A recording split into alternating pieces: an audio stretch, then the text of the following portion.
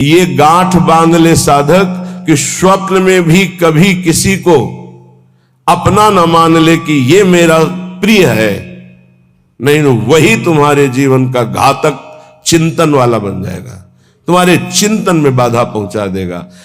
ये माया पहले झुक के आती है, क्योंकि अगर सीधे युद्ध का चैलेंज दे के आवे तो साधक कभी परास्त ही नहीं हो सकता, क्योंकि भगवत पार्षद है।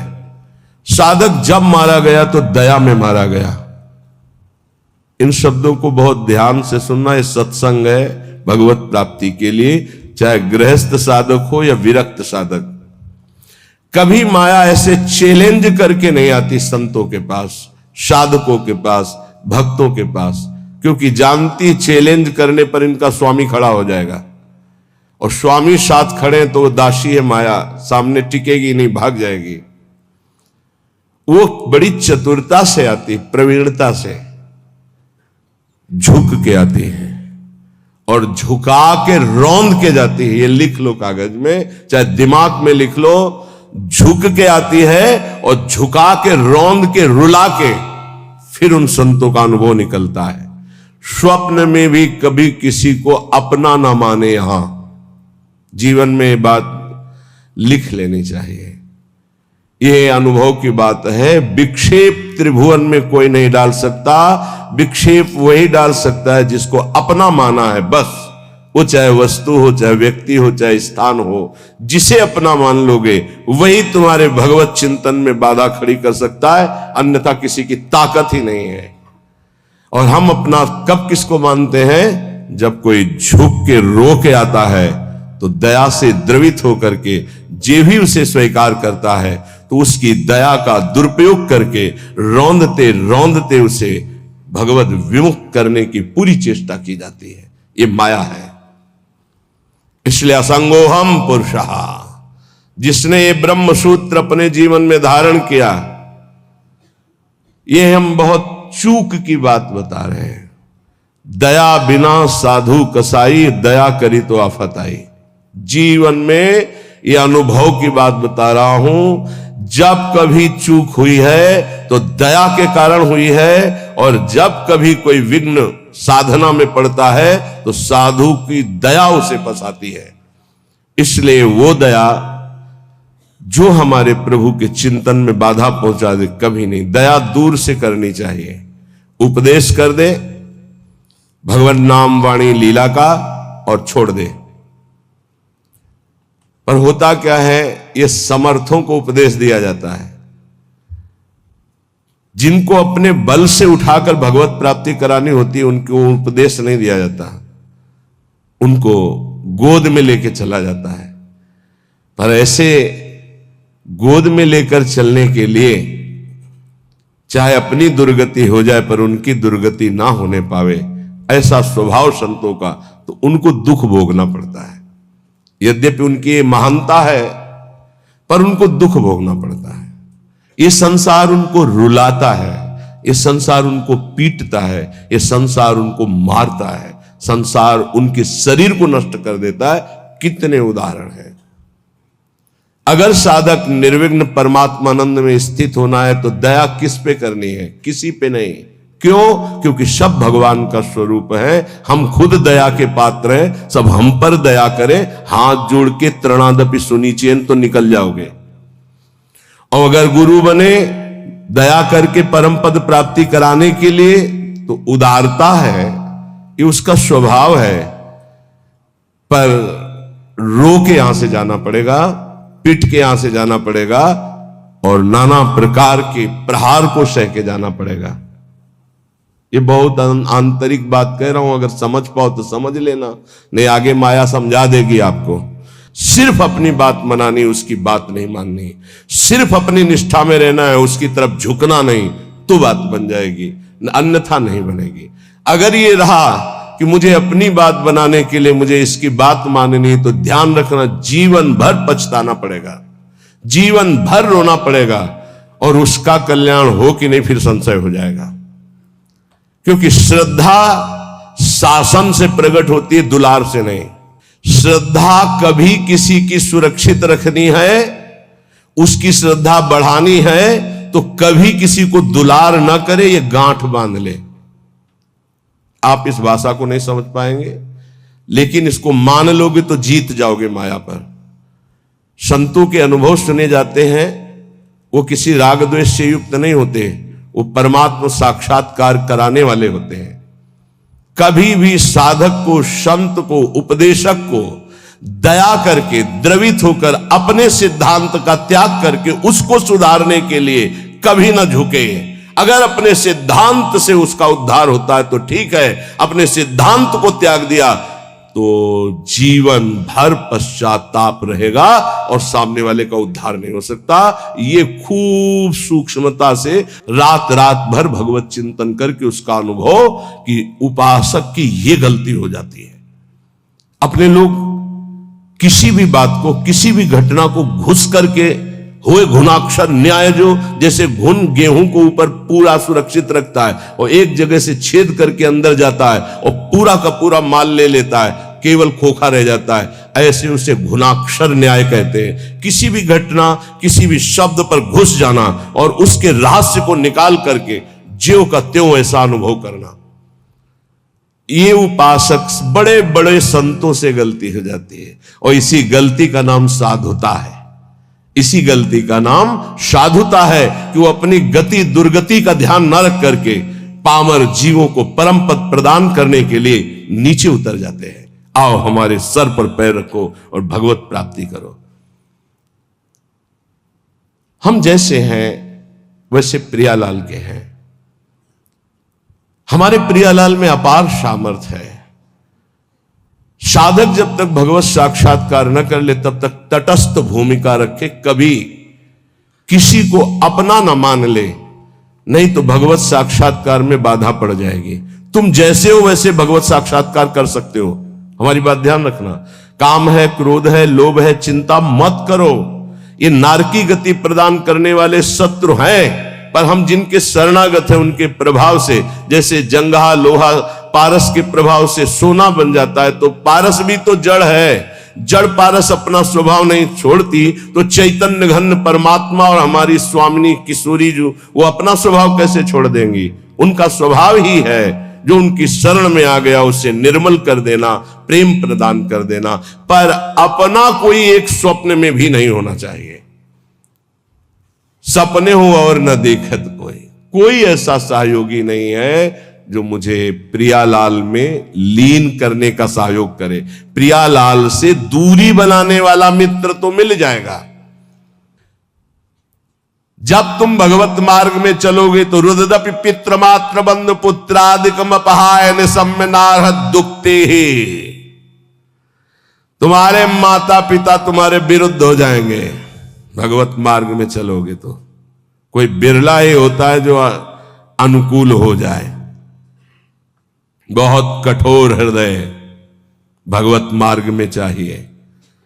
ममता से लड़ने के लिए कठोर हृदय चाहिए। समता में स्थित होने के लिए सहृदय चाहिए। दोनों बात होना है। ये हमारे प्रभु के सद्गुण हैं। कुसुम से भी कोमल और वज्र से भी कठोर, अपने शब्द के लिए कठोर, और ये अपनापन जहां प्रभु में समर्पित हुआ तो सहृदय। इसको समेटो अपनेपन को। रुददपि पित्र मात्र, रुददपि, यदि वो रो रहे हैं या ऐसी युक्तियां पेश कर रहे हैं, उपासक को चाहिए इस जाल में न फंसे। महाप्रभु चैतन्य देव, बड़े बड़े आद्य गुरु भगवान शंकराचार्य, बड़े बड़े महापुरुषों के जीवन चरित्रों में दे पाया गया कि केवल वही घर में थे, केवल वही। लेकिन प्रभु के विधान को मानकर मंगल में संन्यास धर्म का अवलंबन लेकर छोड़। सची माता ने तो यह भी कहा था कि बेटा पानी की तो बात जाने दो, अगर हम मरना चाहें तो कोई जहर देने वाला भी नहीं। विष्णु प्रिया तो अभी नवीन बालिका है और मैं वयोवृद्धा हूं, और जानते हो तुम्हारे सिवा कोई है। तो उनका मां श्री कृष्ण मुझे प्रेरित कर रहे हैं, मैं रुक नहीं सकता, आपको अनुमति देना होगा। ऐसे भगवान शंकराचार्य जी ने कहा, मां भगवान शंकर प्रेरणा कर रहे हैं, मुझे सन्यास लेना ही होगा। तो उनका बेटा, मेरा तो कोई नहीं है, ना कोई और पुत्र है, ना तेरे पिता है, कोई नहीं है, और केवल तू ही है। तो उनका, मां बिना अनुमति के सन्यास लिया नहीं जाता, और आपकी अनुमति अनिवार्य है, तो क्या आप मुझे अनुमति नहीं देंगी? तो बेटा कैसे दे सकते हो? तो चलो मां गंगा स्नान करने चलते गए। तो वो तो महायोगी थे, मगरमच्छ प्रकट कर दिया। बोले, मां मुझे मगरमच्छ खा रहा है। अरे बोले, बेटा मैं वृद्धा हूं, कैसे बचा सकती हूँ? बोले, सन्यास की अनुमति देके कह दो सन्यास। बोले, बेटा मगरमच्छ से तो अच्छा है तुम जिंदा रहो, सन्यास ले लो। अनुमति हो गई, मगरमच्छ चलता ध्यान हो गया। तो उनका बेटा, अंतिम संस्कार करने वाले तो तुम ही हो। तो उनका, मां वचन देता हूं कहीं भी होऊंगा और सुनूंगा कि मां का शरीर पूरा हो रहा है, तो अंतिम संस्कार मैं करूंगा। करके दंड रख करके शिष्य को दे करके भगवान शंकराचार्य ने मां का संस्कार किया। रुददपि पित्र मात्र बंधु पुत्रादिक अपहाय निशम्य नारहदुक्तिये। कोई युक्ति तुम्हें भगवान मार्ग से विमुख न कर पावे। बड़े प्रलोभन, बड़े भय, कमर कस के चलना इस मार्ग में। श्रीपाद कह रहे हैं, हृदय परम कठोरताम दधानो द्रुत मवलोकय कृष्ण केलि कुंजम। हृदय परम कठोरताम, इस मार्ग में चलने वाले को हृदय को बहुत कठोर रखना पड़ता है। और कठोर ऐसा जैसे नारियल, अंदर एकदम कोमल, बाहर एकदम कठोर। बाहर नारियल जैसा रहे ना, नारियल का देखते हो जटा, फिर कठोरता उसकी खप्पर की, और अंदर देखो बड़ा मुलायम मीठी गरी। ऐसे संत होते हैं, हृदय से एकदम कोमल, बाहर से एकदम कठोर, उनको जल्दी कोई पहचान नहीं सकता। हृदय परम कठोरताम दधानो द्रुत मवलोकय कृष्ण केलि कुंजम। यदि तुम मेरी ये बात मान गए और हृदय को कठोर कर लिया और ममता का त्याग करके निरंतर भजन किए, तो इसी जन्म में तुम श्री कृष्ण केलि कुंजम, श्री कृष्ण केलि कुंजम क्या, राधा केलि कुंजम, हाँ श्री राधा केलि कुंजम प्रवेशम, प्रवेश हो जाएगा श्री जी की केलि कुंज में। ये संपूर्ण वृंदावन राधा केलि कुंज है, प्रियालाल की केलि कुंज है। मान जाओ, हम ये नहीं कह रहे कि हमारे भाव कहने का कि आप सन्यास ले लो, नहीं ये कह रहे। हृदय को मोह ममता रहित करके उन्हीं के बीच में रखकर उनकी सेवा करते हुए खूब भजन करो। बोले, तुमने क्यों नहीं किया? हमारे भाग्य में लिखा था। ये तुम्हारे लोगों के भाग्य में लिख दिया है। किसने लिखा है? ब्रह्मा ने नहीं लिखा, गुरु ने लिखा है। ये ब्रह्मा के लिखे भाग्य से नहीं। कुंडली देख लो अपनी, निकलवा लो कुंडली, उसमें लिखा हो कि बाबा जी बनेगा तो हमें बताना। ये गुरु भाग्य बदल दिए। ये संत जन जहां जाते हैं ना, नारद सिख जे सुनहि नर नारी, अवसि भवन तजी होहि भिखार। संतों को भिक्षा देने का मतलब जानते हो? संचित कर्म, क्रियमाण कर्म सबका नाश और महाभागवत पदवी प्रदान कर देना।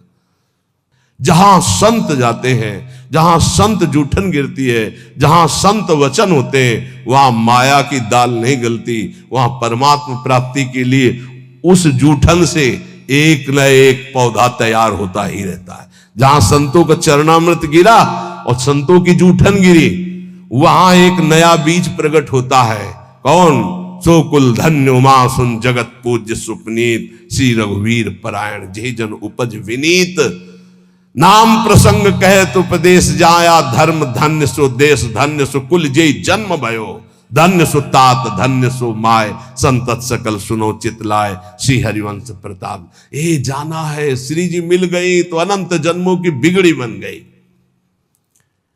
जिसे भगवत प्राप्ति होनी होती है, उसके लक्षण क्या होते हैं? श्री भगवान सिद्ध पुरुष के लक्षण और भगवत प्राप्ति जिसको होनी होती है उसके वो आदर्श लक्षण होते हैं। भगवान श्री कृष्णचंद्र जी गीता जी में कह रहे हैं कि हे अर्जुन,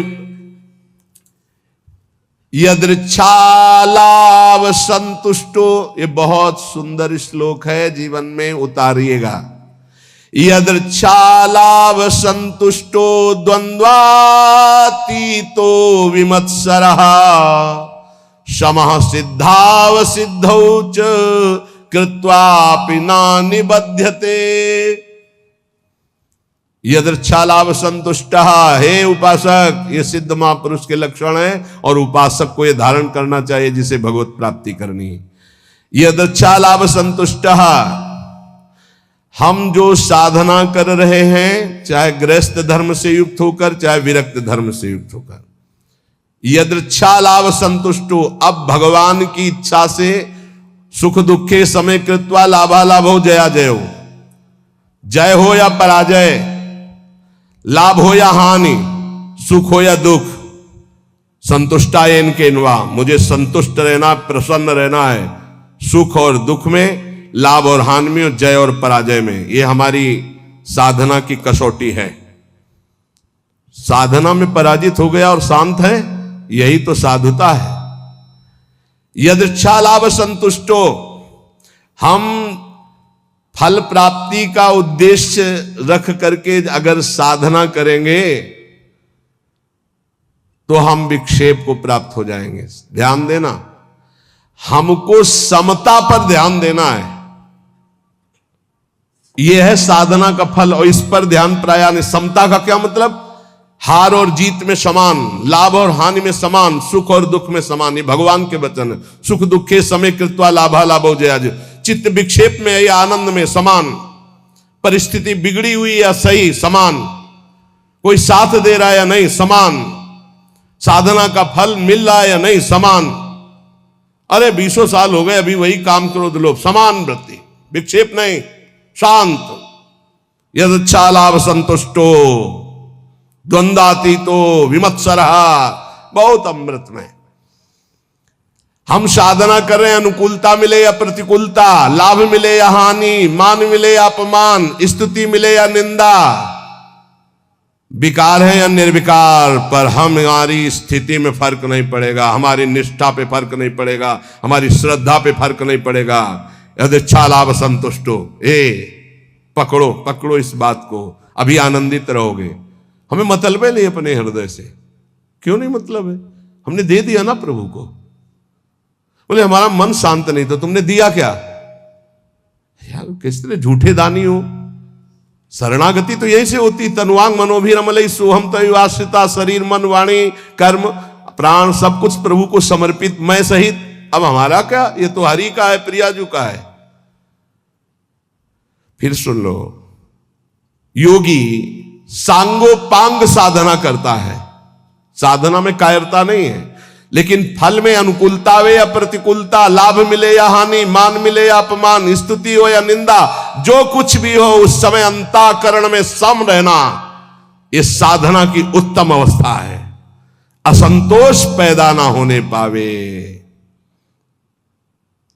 ये तो हुई विरक्त साधक या भगवत भक्त की। अगर गृहस्थ में है तो जैसे उत्तम व्यापार करता है, व्यापार में घाटा हो जाए या लाभ हो जाए तो भूले नहीं, घाटा हो जाए तो प्रभु को भूले नहीं, समान भाव। फिर हम प्रयास करेंगे।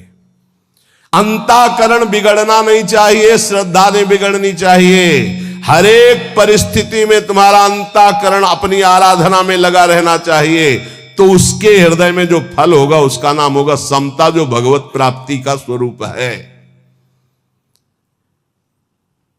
ऐसा नहीं कि लाभ का और हानि का उसे ज्ञान नहीं होता, होता है, पर उसको दुख नहीं होता।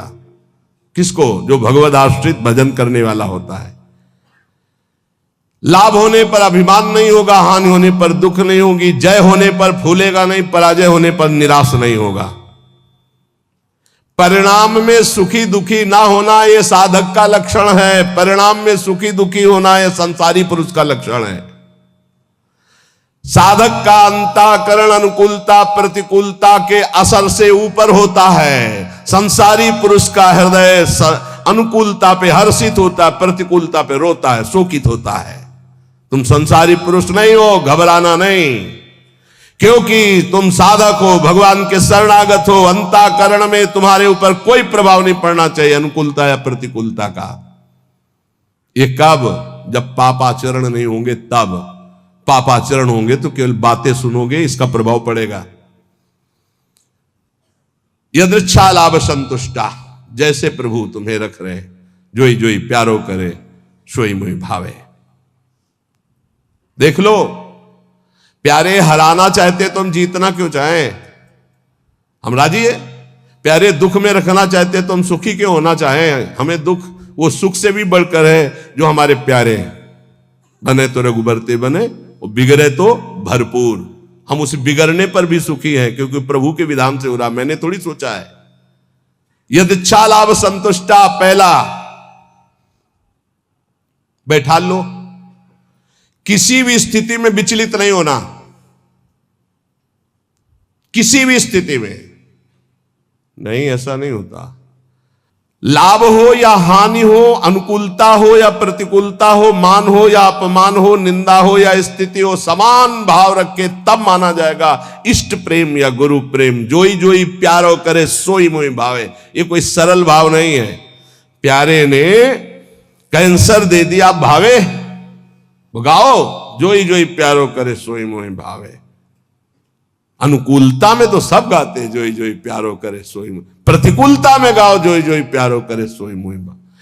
आगे कह रहे द्वंद्वातीतो विमत्सरः, जो भगवान का भक्त होता है उस पर किसी भी द्वंद्व का प्रभाव नहीं पड़ता, सिद्ध महापुरुष पर। पूज्यपाद श्री उड़िया बाबा जी महाराज, प्रभुदत्त ब्रह्मचारी जी ने बहुत बड़ा संत संगोष्ठी रखी थी जिसमें हरि बाबा और उड़िया बाबा भी पधारे थे। तो उस समय एक सन्यासी महान जो भारत में यश प्राप्त किए हुए थे, उनके गुरुजन, सिद्ध महापुरुषों की स्वाभाविक यश कीर्ति होती रहती है, तो उससे जो भगवत तत्व के ज्ञान होना और भगवत तत्व का बोध होना, इसमें अंतर होता है। तो भगवत तत्व के ज्ञानी थे वो, पर भगवत तत्व बोध संपन्न महापुरुष तो उड़िया बाबा थे।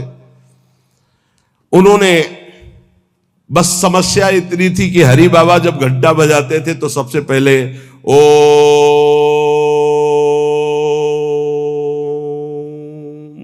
नाद करवाते। तो इसका विरोध हुआ कि ये केवल अमुक ही बोल सकते हैं, हर वर्ण के नहीं बोल सकते हैं। तो उड़िया बाबा से कहा गया कि आप वहां बैठते हैं, आप इसका विरोध क्यों नहीं करते? तो उड़िया बाबा ने कहा हरि स्वयं हरि हैं, हरि बाबा स्वयं हरि हैं, वो जो कुछ करते हैं सब परम धर्म है, हम उनका विरोध नहीं कर सकते। इसी बात को लेकर के बाबा की बहुत निंदा की भरी सभा में बाबा बैठे थे, पद्मासन लगाए। बाबा के बड़े बड़े व्याकरणाचार्य, बड़े बड़े ब्रह्मबोध संपन्न महापुरुष संग में रहते थे उड़िया बाबा के। वो खड़े हो गए बड़े ज्ञानी जन और कहा कि बाबा की तरफ देख के, बाबा सबको बैठा ले और बैठे रहे आधा घंटे। खूब वो माइक मिल गया था तो खूब फराटेदार श्लोक और बार बार उड़िया बाबा का नाम ले लेकर उड़िया बाबा की निंदा, और कोई निंदा के चांस नहीं थे इसी व्यवहार को। सन्यासी होकर के ऐसा विरोध नहीं करते, ऐसा ऐसा ऐसा। बाबा जब संपन्न हो गई निंदा तो उठे और अपनी कुटिया में आ गए। सब शिष्य जन जो और मित्र जन जितने थे सब, बाबा आपने रोक क्यों दिया उनके, तो हम मुख बंद कर देते, ऐसी नहीं। बोले देखो यही सत्संग सुना तुमने, यही आज तक हमारे संग का फल रहा कि तुम उनका मुख बंद कर। देखो वो जो निंदा कर रहे हैं सही कर रहे हैं, शरीर धर्म को लेकर के अगर निंदा कर रहे हैं तो बहुत सही बोल रहे हैं, और आत्म स्वरूप को लेकर कह रहे हैं तो जो वो आत्मा है वही आत्मा है, अभेद है, वो अपने आप की अपनी निंदा कर रहे हैं तो हमें क्या परेशानी है, क्योंकि आत्म तत्व तो एक है।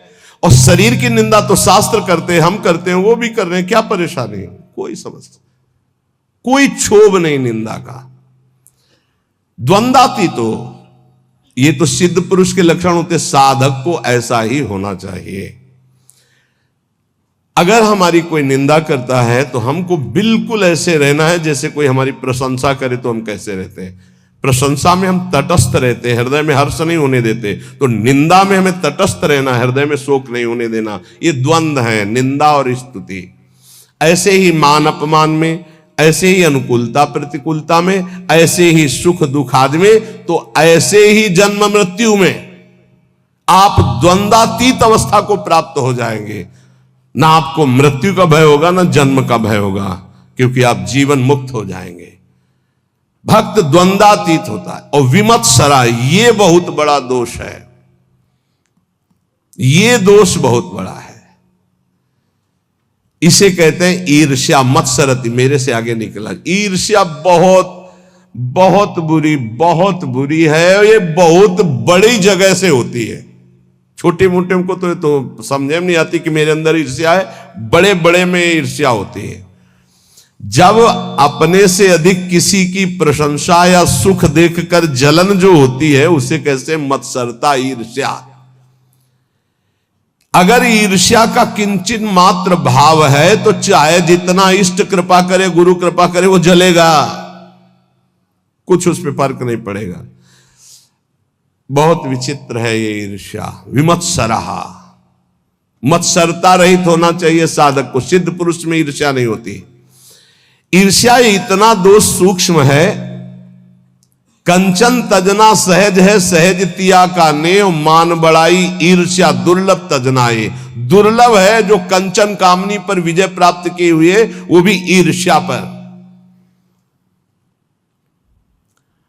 बहुत विचित्र है, बहुत विचित्र।